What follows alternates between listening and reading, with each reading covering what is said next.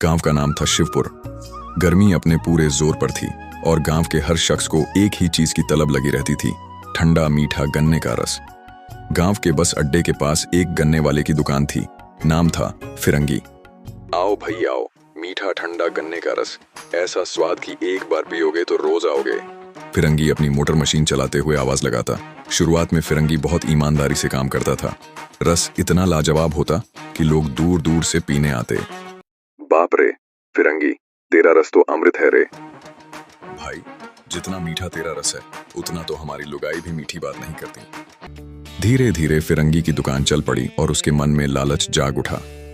अगर मैं इस रस को थोड़ा अलग बना दूं, कुछ ऐसा मिला दूं जो स्वाद में जबरदस्त हो, तो सारा काम यहीं उमड़ आएगा। फिरंगी बड़बड़ाया और एक नीली बोतल को टेबल के नीचे छिपा दिया।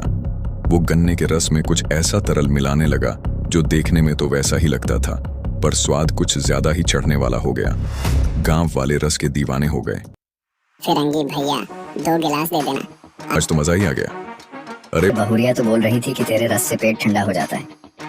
उसी गांव में यूपीएससी की तैयारी कर रहा सुरेश का बेटा राहुल भी एक दिन तपती दोपहर में रस पीने पहुंच गया।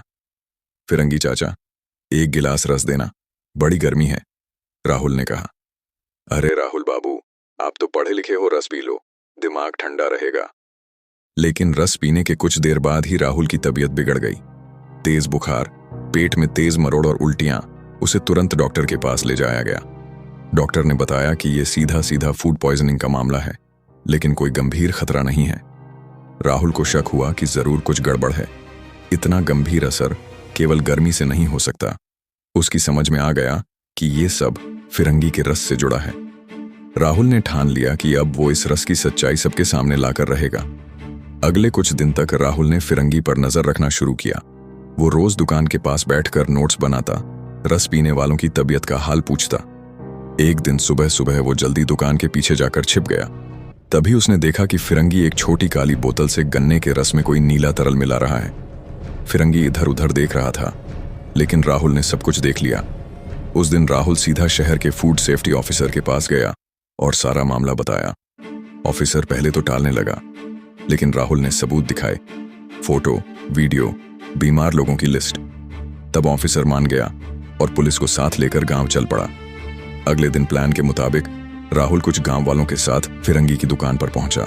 फिरंगी जब रोज की तरह रस में मिलावट कर ही रहा था, राहुल ने सबके सामने उसका हाथ पकड़ लिया। रुक जा फिरंगी, अब तू बच नहीं सकता। फिरंगी घबरा गया, हाथ से बोतल गिर गई। पुलिस ने मौके पर पहुंचकर उसे गिरफ्तार कर लिया। गांव वाले जो अब तक रस के स्वाद में डूबे हुए थे, सच्चाई जानकर हक्के बक्के रह गए।